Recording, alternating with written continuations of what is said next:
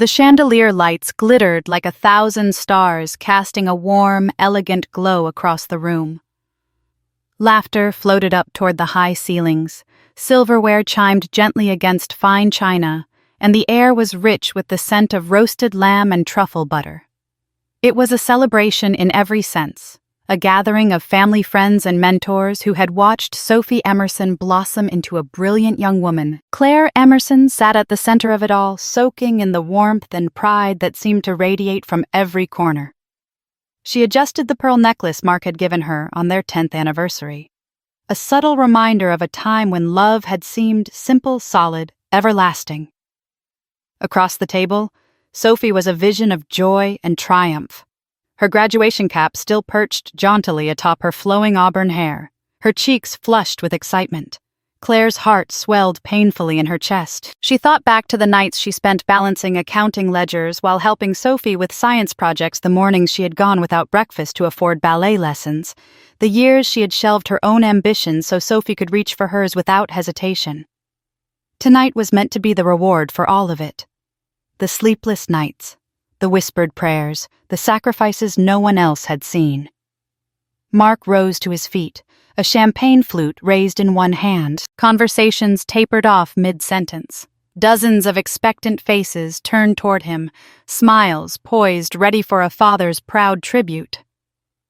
Claire smiled too, her hand brushing lightly against Sophie's. Mark's smile was strained, forced but Claire ever trusting, dismissed the flicker of unease that stirred inside her. She waited for the words of pride, the sentimentality, the memories he would surely recount. Instead, he cleared his throat and said, "Tonight is not just about celebrating Sophie's incredible achievements." A ripple of curiosity moved through the room. Claire tilted her head slightly, puzzled, but still expectant. Mark's next words dropped into the silence, like stones into a still pond, sending shockwaves no one could anticipate. "I've decided to start a new life without Claire." The room froze. Forks clattered against plates, gasps escaped. Somewhere in the back, a glass slipped from someone's hand and shattered on the floor. Claire's world, so carefully constructed, tilted sharply on its axis. For a fleeting second, everything blurred, the clinking glasses, the murmuring voices, even the stunned, betrayed look on Sophie's face beside her. Then, like a slow, deliberate breath, Claire pulled herself back into her body. Her spine straightened. Her hands stilled. Her heart, though cracked at the edges, remained intact. 50 pairs of eyes drilled into her, hungry for a reaction. The sobs, the screaming confrontation, the inevitable public unraveling. Claire refused to give them the satisfaction.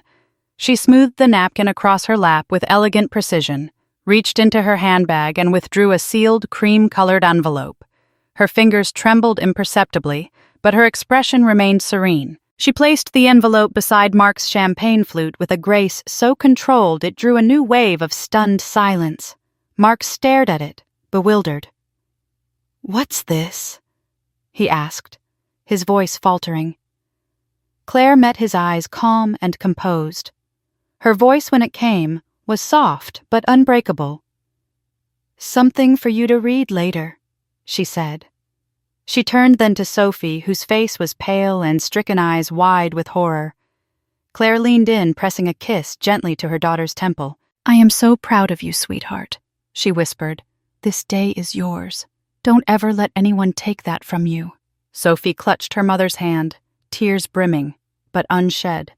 Claire squeezed once, a silent promise, and released her. Then Claire rose from her seat. Her every movement was deliberate, almost ceremonial. She picked up her clutch and shawl with delicate precision, adjusted the folds of her dress, and turned to face the sea of silent witnesses. "Please," she said, her voice carrying clearly across the room. "Enjoy your meal. I wish you all a lovely afternoon." And with that, Claire Emerson walked away. Her heels clicked a slow, steady beat across the marble floor. Each step was a declaration. I will not break. I will not beg. I will not allow you to define this moment.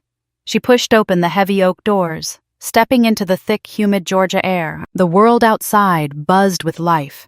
distant traffic birds calling from the trees, utterly indifferent to the drama unfolding behind her. Claire paused, breathing in deeply, letting the sticky summer heat wrap around her like a baptism. For the first time in years, the tight band around her chest loosened. She could breathe. She could feel her own weight again, grounded not by duty or guilt, but by something fierce and new. Behind her, the restaurant doors banged open with a crash. Mark's voice followed, shrill and desperate. "Claire, what the hell is this? What have you done?" She didn't turn back. She didn't acknowledge him. She walked slowly, purposefully away from the man who had thought he could steal her dignity, her pride, her future. Claire allowed herself a small smile. The envelope she had handed him contained far more than legal documents.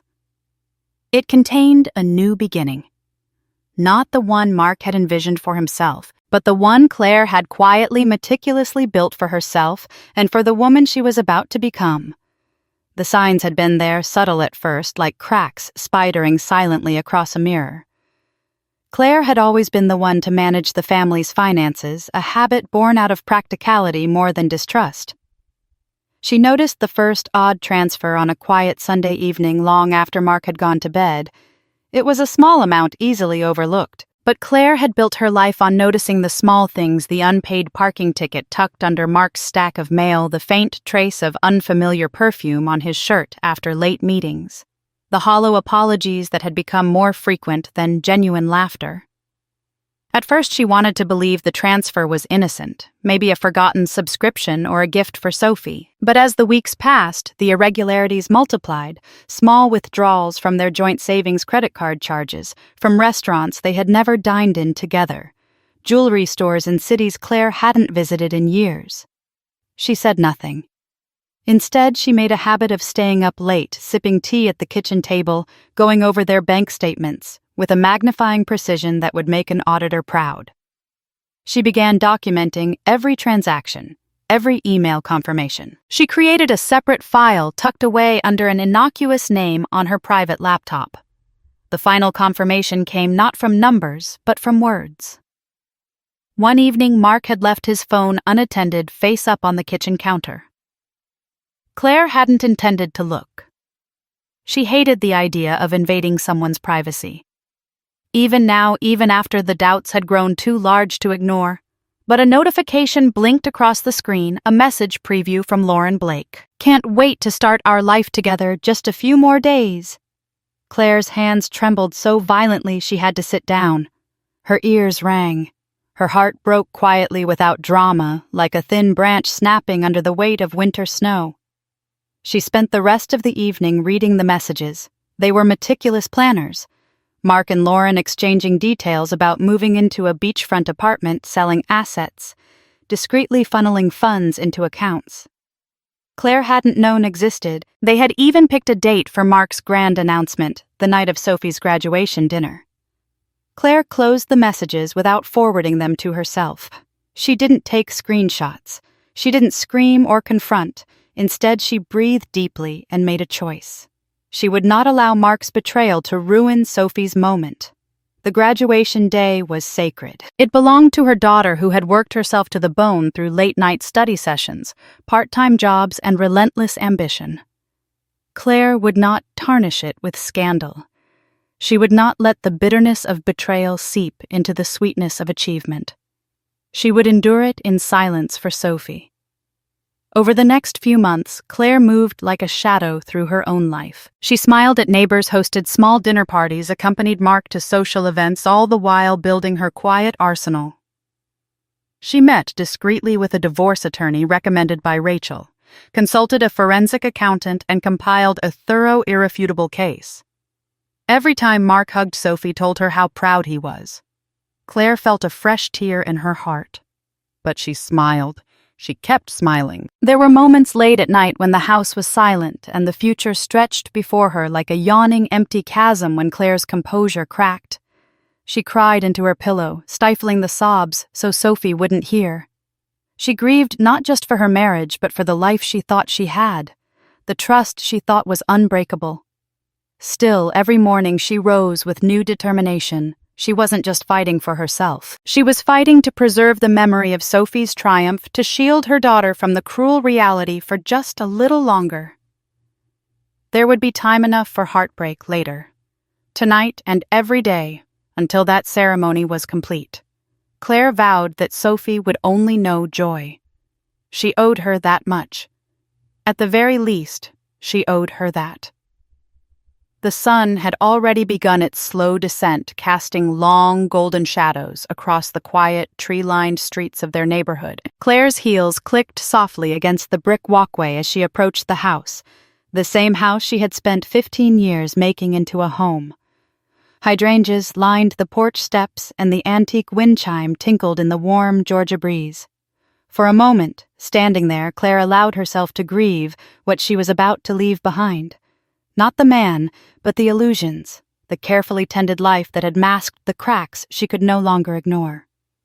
She pushed open the front door. The familiar scent of sandalwood candles and fresh laundry enveloped her. It felt like stepping into a museum of memories. Their wedding photos still hung above the mantel, Sophie's childhood artwork pinned proudly on the refrigerator, and yet nothing was the same. The sound of tires screeching against asphalt broke the fragile silence. Mark's car barreled into the driveway, and moments later the front door slammed open with a force that rattled the stained glass window panes. "Claire?" Mark barked, his voice strained with panic. "What the hell is this?" Claire remained composed, setting her clutch and shawl down on the entryway table as if he hadn't just humiliated her hours earlier in front of everyone they knew. Mark stormed into the foyer, the cream-colored envelope crumpled in his hand. His face was flushed, a vein pulsing visibly at his temple. "You served me divorce papers," he demanded, waving the envelope in the air like a white flag he hadn't meant to raise.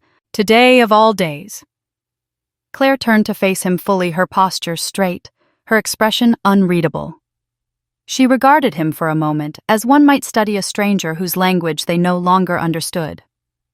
"I thought it aligned nicely with your plans," she said, her tone measured, almost clinical.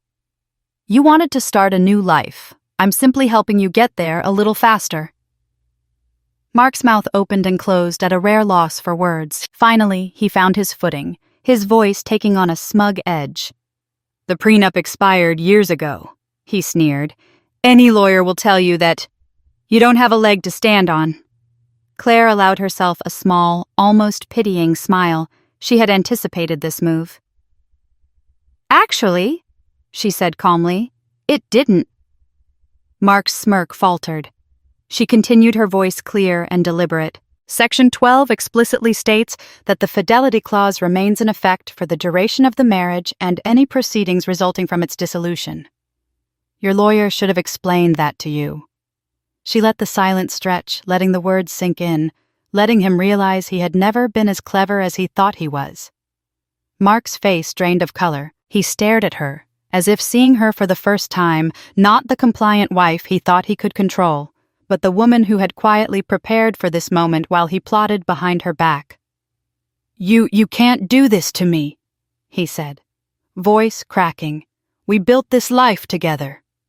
Claire tilted her head slightly, regarding him almost with curiosity. "No, Mark. I built this life. You gambled it away piece by piece." He staggered back a step, visibly rattled. "And as for what I can and can't do," Claire continued, "you might want to review those transfer records, the ones from the joint accounts to your little side project, or the text messages about your beachfront dream with Lauren." Mark's hands balled into fists at his sides. He was losing control, and he knew it. "You were spying on me," he accused, desperate to seize any moral high ground. Claire's lips quirked into a humorless smile. "No, Mark. I was protecting myself." She crossed the room, retrieving a slim folder from the sideboard. She held it out to him with a calm so unshakable it bordered on contempt. "Inside are copies of every unauthorized withdrawal, every undeclared asset, every infidelity." Mark stared at the folder as if it were a live grenade. "And just so you know," Claire added, her voice soft but razor-sharp, Georgia law allows one-party consent for recordings. Everything you planned to hide, every lie you whispered when you thought no one was listening, it's all documented. For a long moment, Mark said nothing. His shoulders sagged under the weight of inevitability. He wasn't just losing Claire, he was losing the house, the investments, the retirement accounts, the future he had so carelessly thrown away. Claire watched him crumble, her heart unexpectedly steady. It wasn't vengeance that filled her chest. It was clarity. She had trusted. She had sacrificed. She had endured. And now she would win not with shouting or cruelty, but with intelligence, patience, and the truth. Without another word, Claire turned and ascended the staircase, leaving Mark standing hollow-eyed in the entryway, clutching the wreckage of his own making. Claire sat at the edge of her bed, the soft evening light filtering through the gauzy curtains. The house, once a home, now felt like a stage after the final curtain call, still furnished, still familiar but empty in a way that words could not capture. The confrontation with Mark had ended hours ago, yet its echoes still lingered in the silent halls and untouched rooms. Claire let her hands rest in her lap, feeling the slight tremble in her fingers. It wasn't fear. It wasn't anger. It was something deeper, something bone-tired and soul-heavy. Grief, 28 years. She closed her eyes and let the memories wash over her. Their wedding day. Mark's nervous laughter when he fumbled with the ring, the way he had pulled her close during their first dance. The tiny ramshackle apartment where they had started their life together, scraping by on hope and second-hand furniture. The nights they stayed up dreaming aloud about the life they would build, the house, the family, the adventures, and later Sophie's first steps, her first words, the way Mark had lifted her onto his shoulders at the county fair so she could see the parade over the crowd, the miscarriages they didn't talk about, the financial setbacks they weathered, the promises whispered in the dark when the world felt too heavy. Claire had believed in all of it. Every messy, imperfect, beautiful moment. And now, sitting alone in the same room where they had once planned their future, she realized something devastatingly simple. She had been the only one still fighting for it. A sharp pang twisted in her chest, and for a moment she let herself cry real raw tears that soaked silently into the fabric of her dress. Not for Mark, not even for the marriage, but for the woman she had been, the one who had loved with her whole heart, who had believed loyalty would be enough. Claire allowed the sadness to crest and crash over her. She didn't try to choke it down or dismiss it as weakness. She grieved. And then slowly she exhaled. The weight didn't vanish, but it shifted. It lightened, because beneath the grief, something new stirred, a fragile but fierce sense of liberation. She had loved well, she had given everything she could, and that she realized was not a failure. It was a testament to her character, not a condemnation of her judgment. Claire stood crossings to the dresser where framed photos still lined the surface.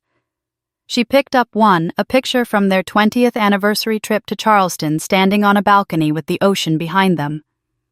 Mark's arm was around her, his smile wide and bright. She stared at it for a long moment. Then, with a gentleness born not of bitterness but of finality, she laid the photo face down. She was done carrying the weight of someone else's betrayals. She was done apologizing to herself for believing in a man who had stopped believing in them. She was done mourning a version of her life that had never been fully real. From now on, Claire decided she would not allow the past to define her. She would honor the years she had spent not as wasted time, but as proof of her strength, her loyalty, her capacity to love without reservation. And she would forgive herself for staying too long, for hoping too much, for not seeing sooner. She glanced around the room, noting how little of it truly reflected her anymore. The heavy mahogany furniture, Mark's golf trophies lining the bookshelf. The muted earth-tone bedding he had insisted on, none of it was really hers. Tomorrow she thought she would start stripping it all away. Not in anger, not in haste, but with deliberate care. A slow, intentional reclaiming of space, of identity, of life. Claire smiled faintly, feeling lighter than she had in years. She wasn't running from the past. She wasn't erasing it. She was simply choosing not to let it hold her prisoner any longer. Tonight she would sleep. Maybe not peacefully, not yet, but she would sleep. Knowing that the hardest part, the letting go, had already begun. And when morning came, she would rise, not as Mark's wife, not as the woman who had been betrayed, but as Claire Emerson, a woman who knew what it cost to love deeply, and who now understood that saving herself was not betrayal. It was survival. It was freedom. It was the first true gift she had given herself in a very long time. Claire sat curled in the armchair by the window, a half-finished cup of chamomile tea growing cold in her hands. The house had settled into an uneasy silence, broken only by the occasional groan of the old floorboards. It was almost midnight. The phone buzzed violently against the side table, its sharp vibration jolting Claire from her daze. She glanced at the screen, Sophie. A pang of guilt twisted in Claire's chest. She knew this call was coming. She hesitated, steadying her breath before answering. "Hi, sweetheart." The sound of her daughter's sobs came through the line before Sophie could even speak.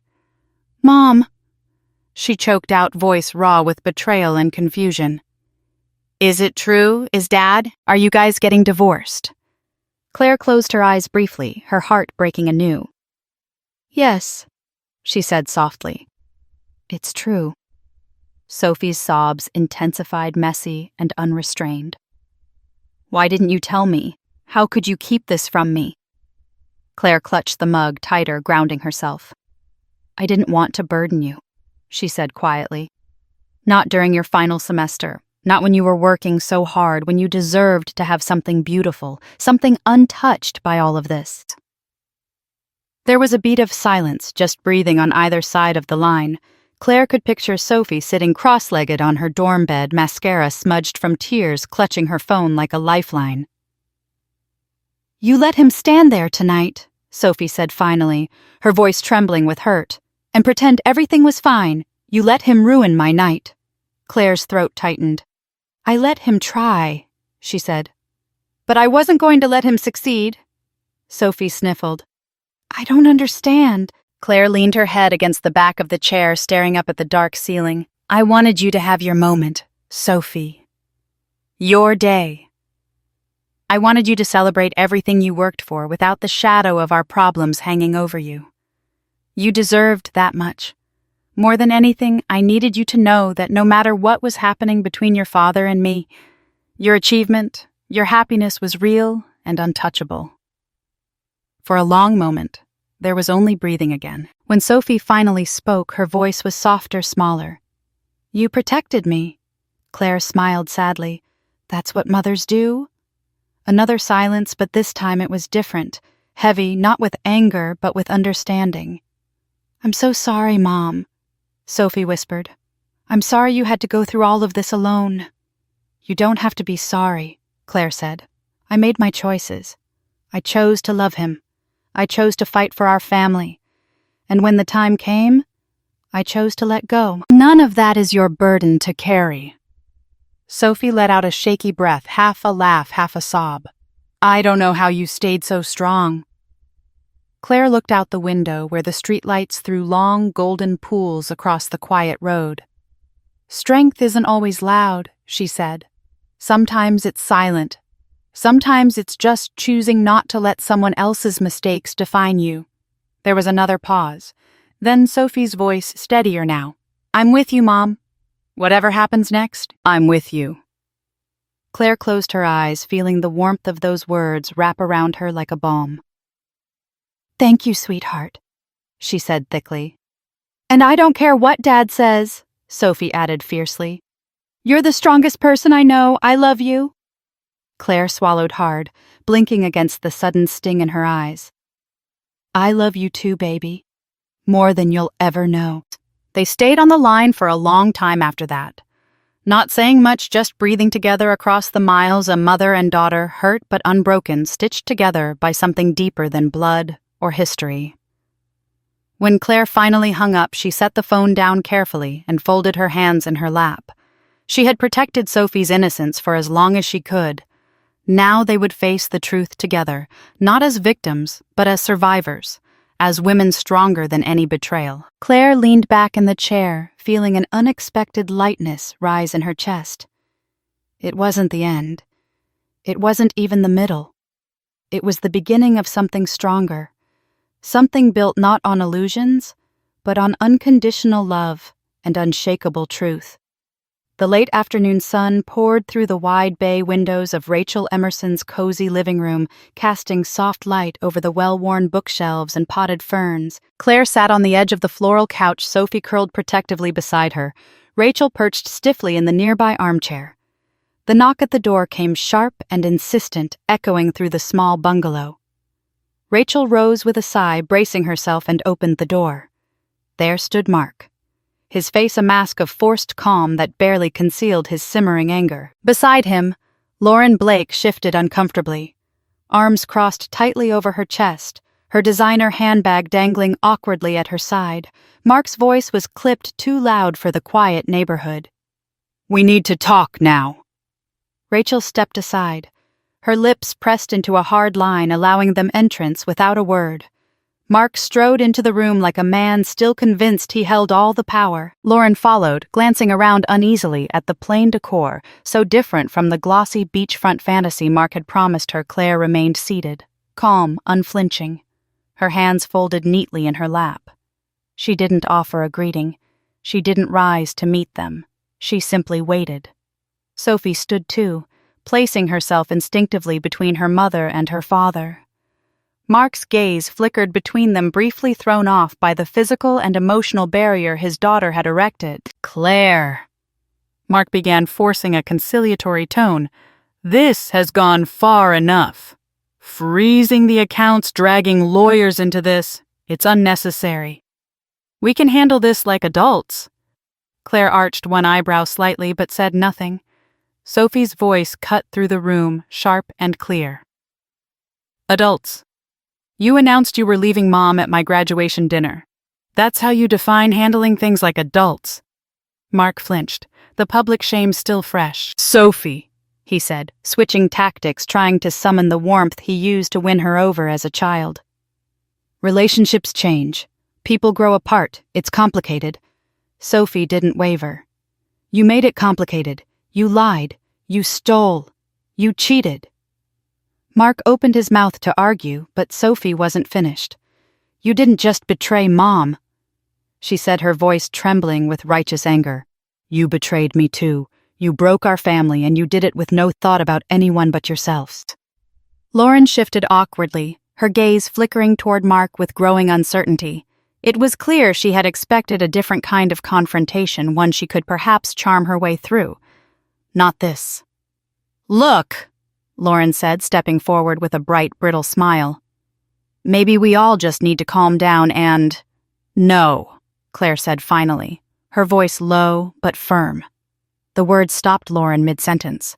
Claire stood slowly, smoothing the front of her skirt with deliberate grace. She met Mark's eyes not with rage, not with sorrow, but with something far more devastating indifference.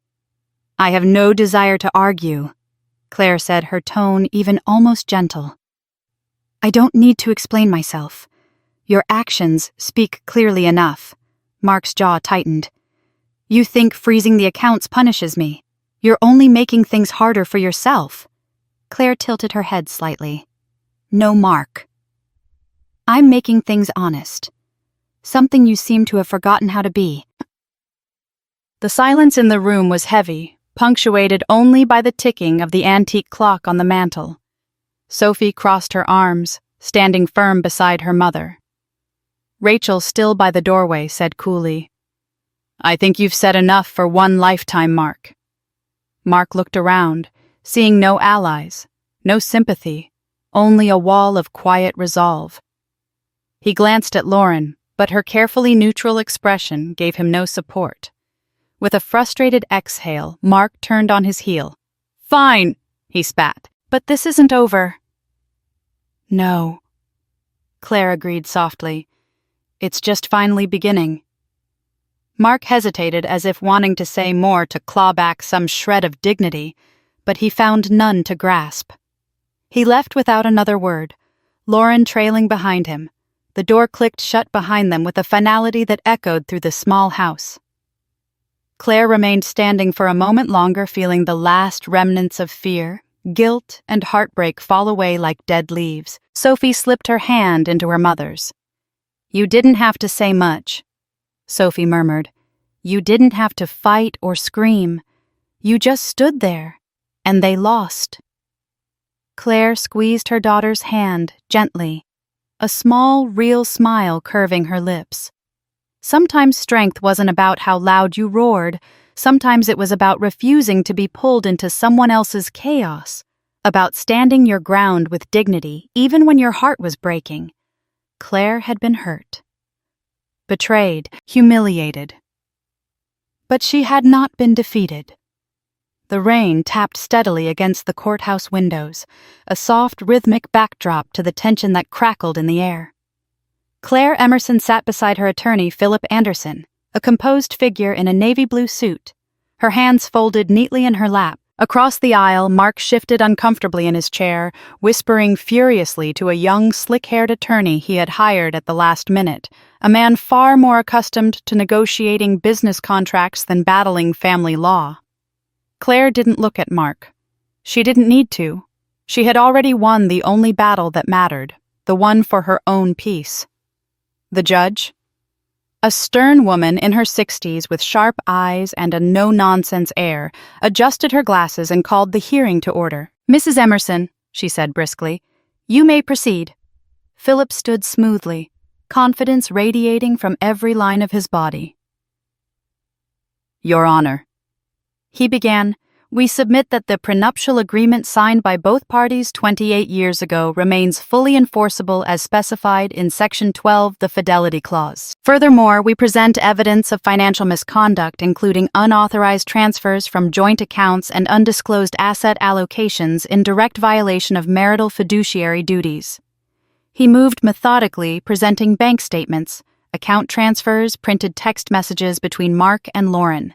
Each document time-stamped, authenticated, and damning. Claire watched calm and steady as the puzzle pieces of her quiet, meticulous work clicked into place. Mark's lawyer scrambled to object, arguing that the prenup had surely expired due to the length of the marriage, but the judge raised a hand, silencing him.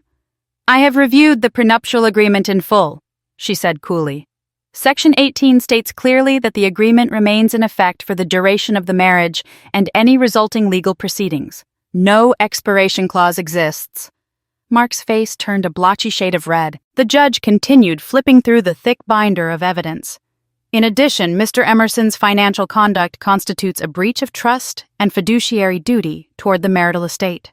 Given these violations and the terms outlined in the agreement, I am ruling as follows." She glanced briefly at Mark's side of the courtroom, her gaze sharp as a blade. "The primary residence shall remain in Mrs. Emerson's possession. Mrs. Emerson shall retain 70% of the joint retirement accounts and investments. Mr. Emerson shall retain his personal accounts adjusted for legal fees and penalties associated with undisclosed transactions." The gavel came down with a sharp crack, sealing the judgment. Claire allowed herself a slow, careful breath. It wasn't triumph she felt, not exactly. It was something quieter, something harder won justice. Not through rage, not through spectacle, but through patient, relentless preparation. Mark leaned forward, muttering heatedly to his lawyer, his fists clenching and unclenching on the table. Claire didn't gloat. She didn't so much as glance his way. She gathered her papers with unhurried precision, as if she were finishing an ordinary business meeting rather than concluding nearly 3 decades of shared life. As she and Philip exited the courtroom, Mark rushed to catch up with her in the marble hallway. "Claire," he called, his voice low and desperate. "Please, can we just talk? We don't have to do this like enemies." Claire stopped, turning slowly to face him. For a moment, she saw the boyish man she had fallen in love with, the dreamer, the charmer, the one who had once promised her the world. But that man was long gone, replaced by someone who had gambled her trust away for momentary thrills. "There are no enemies here, Mark," she said softly. "Only consequences." Mark's mouth opened, searching for a rebuttal. A defense, something to undo the steady collapse of everything he had built on lies. but Claire was already walking away, her heels clicking steadily against the polished floor. Outside, the rain had eased into a mist, and the clouds were beginning to part, revealing a pale strip of blue sky. Claire stood for a moment on the courthouse steps, letting the cool air wash over her, lifting her face to the faint promise of sun. She had fought not with fury but with facts, not with public scenes but with private resilience, and in the end that quiet strength had brought her the justice she deserved. Not every war needed to be loud to be won. Some victories were best claimed in silence, with dignity intact and head held high. Claire smiled to herself, feeling lighter with every step away from the past. Her new life wasn't something she would stumble into by accident. It was something she had already begun, one deliberate, unshakable choice at a time. The For Lease sign swung lazily in the breeze, creaking softly against the narrow brick storefront on Main Street. Claire stood on the sidewalk, clutching a set of keys in her hand, gazing up at the modest space that would soon bear her new beginning. It wasn't grand, it wasn't polished, but it was hers. The interior was small, just 2 rooms and a window overlooking the bustling street below. But as Claire stepped inside, sunlight streaming through the dusty glass panes, she felt something stir deep within her chest. Possibility. The walls were scuffed, the carpet needed replacing, the light fixtures were outdated. Perfect, she thought. Like me, a little battered but ready for a new story. Claire spent the next weeks breathing life into the space. She painted the walls a crisp, clean white. She replaced the sagging blinds with cheerful linen curtains. She chose simple furniture, a sturdy oak desk, a pair of comfortable chairs for clients, a coffee station stocked with strong brews and gentle encouragement. Above the door, she hung a hand-carved wooden sign, Emerson Financial Transitions, not Emerson Consulting, not Emerson Wealth Management Transitions. Because that's what she had lived through. That's what she would help others survive. Her first clients trickled in cautiously. At first, women whose faces wore the same tight, strained expressions Claire had seen in her own mirror, not long ago. Divorcees terrified of losing their homes. Widows overwhelmed by paperwork and grief. Single mothers unsure how to stretch dwindling bank accounts into futures for their children. Claire sat with them, listened patiently, explained without judgment. She showed them how to read financial statements, how to create emergency funds, how to build credit in their own names. She helped them see not just the wreckage, but the road ahead, and slowly, almost imperceptibly at first, something bloomed inside her. Purpose. One afternoon, as Claire walked a client named Lisa through the basics of refinancing her mortgage, a woman who had arrived trembling and left standing a little taller, Claire realized something profound. She wasn't just rebuilding her own life. She was planting seeds in the lives of others, helping them reclaim power they thought they had lost forever. In doing so, she was reclaiming herself. Each woman who left Emerson. Financial Transitions, stronger, smarter, more confident, was a quiet testament to Claire's own survival. Proof that from the ashes of betrayal and heartbreak, something fierce and beautiful could still grow. The work wasn't glamorous. The hours were long. Some days were harder than others when memories crept in, when loneliness echoed too loudly against the office walls. But every time a client smiled with relief, every time a checkbook balanced, every time a budget plan came together, Claire felt a little piece of herself knit back together. She no longer measured success by the size of a house or the prestige of a social circle. She measured it by moments, by resilience, by freedom. Late one evening, after filing the last set of client reports, Claire sat alone in her office, outside the city pulsed with life. Car horns, distant laughter, the comforting chaos of a world moving forward. Claire leaned back in her chair, sipping coffee, gone lukewarm, and allowed herself a rare moment of reflection. If someone had told her a year ago that she would be sitting here alone, independent, running a business born from her own pain, she would have laughed, or cried, or both. But here she was, alive. Stronger, unfolding into someone she had once only dreamed of becoming. Claire smiled, setting her coffee down and turning off the desk lamp. The room slipped into soft shadow, the Emerson Financial Transitions sign outside catching the glow of the streetlight. She locked the door behind her, stepping into the cool night air. She wasn't just surviving anymore. She was thriving. From the wreckage of the life she thought she needed, Claire had built something better, something wholly her own. She had not been destroyed by betrayal, she had been refined by it. And from the ashes she had risen, not the same woman who once measured worth by loyalty to another, but a woman who understood her own value. Standing tall in the life she had created with her own two hands, Claire Emerson walked into the night not as a woman defined by what she had lost, but as a woman defined by everything she had chosen to become. The apartment was smaller than Mark had anticipated, a cramped second-floor walk-up with peeling paint, flickering hallway lights, and neighbors who argued loudly through paper-thin walls. Gone were the polished hardwood floors and ocean views. He had promised Lauren. Gone was the shiny new car repossessed when he missed 2 consecutive payments. Gone was the easy charm that had once smoothed over every rough edge in his life. Lauren had lasted exactly 3 weeks. At first, she had tried to make the best of it, posting carefully cropped photos on social media to maintain the illusion of a glamorous new life.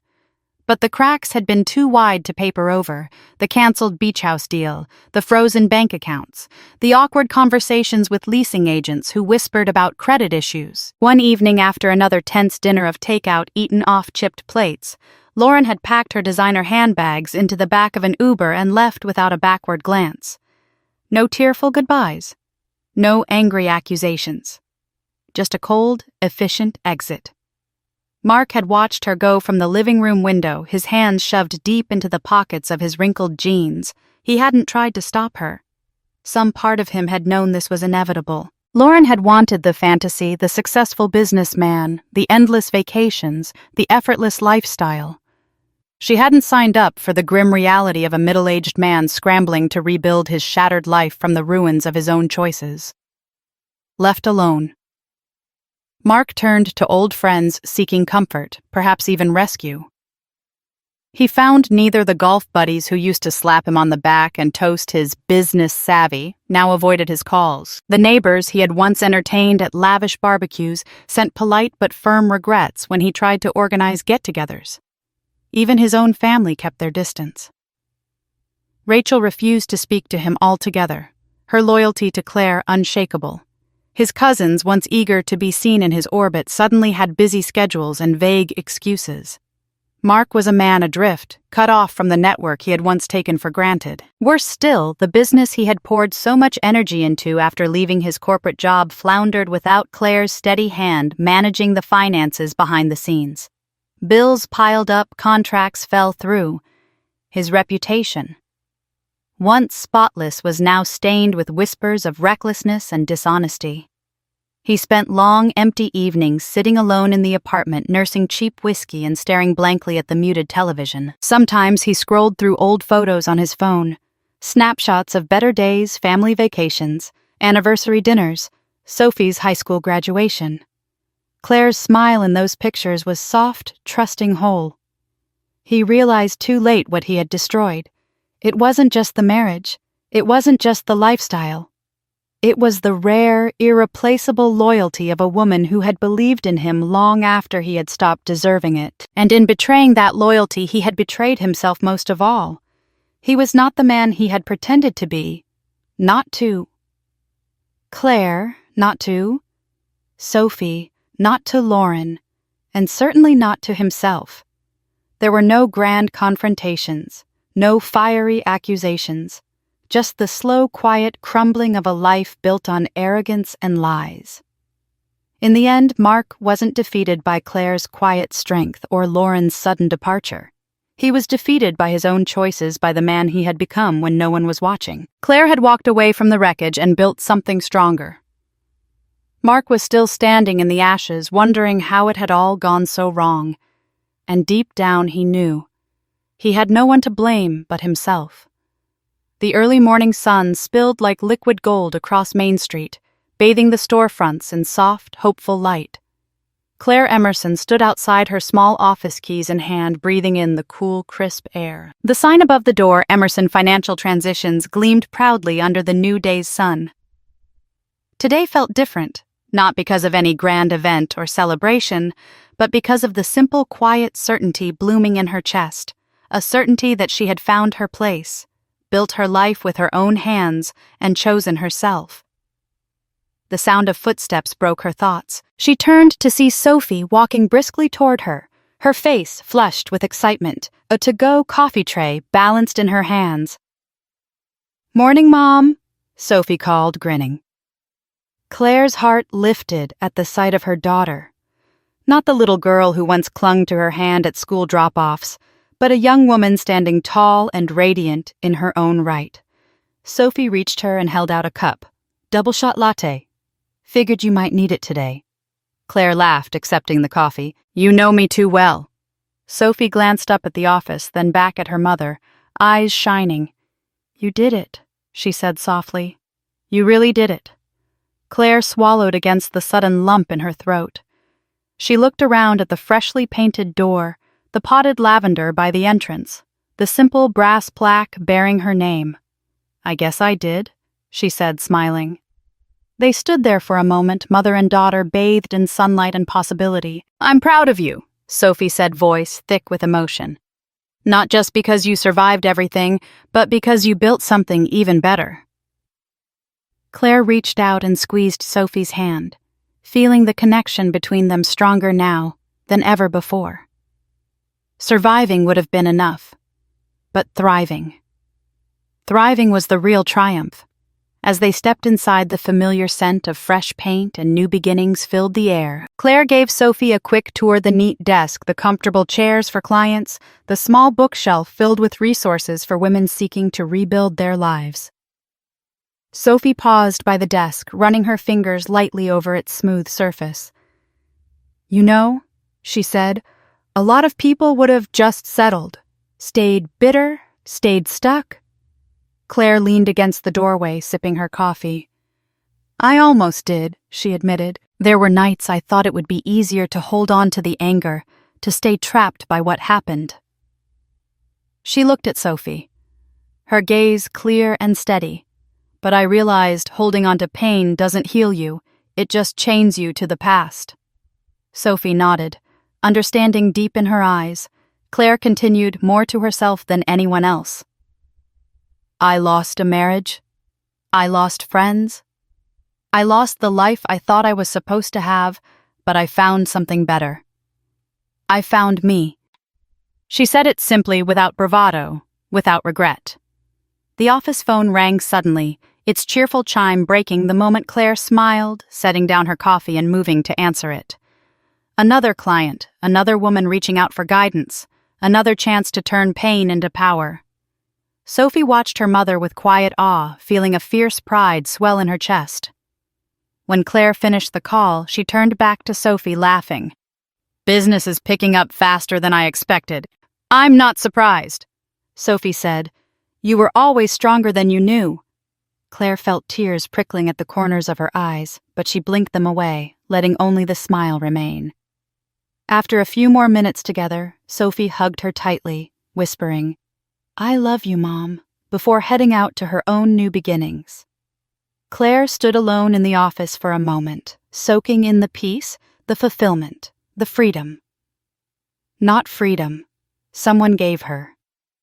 Not freedom she had stumbled into. Freedom she had earned.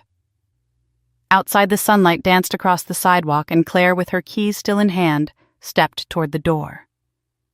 She unlocked it, pushing it open with a gentle nudge, welcoming the light.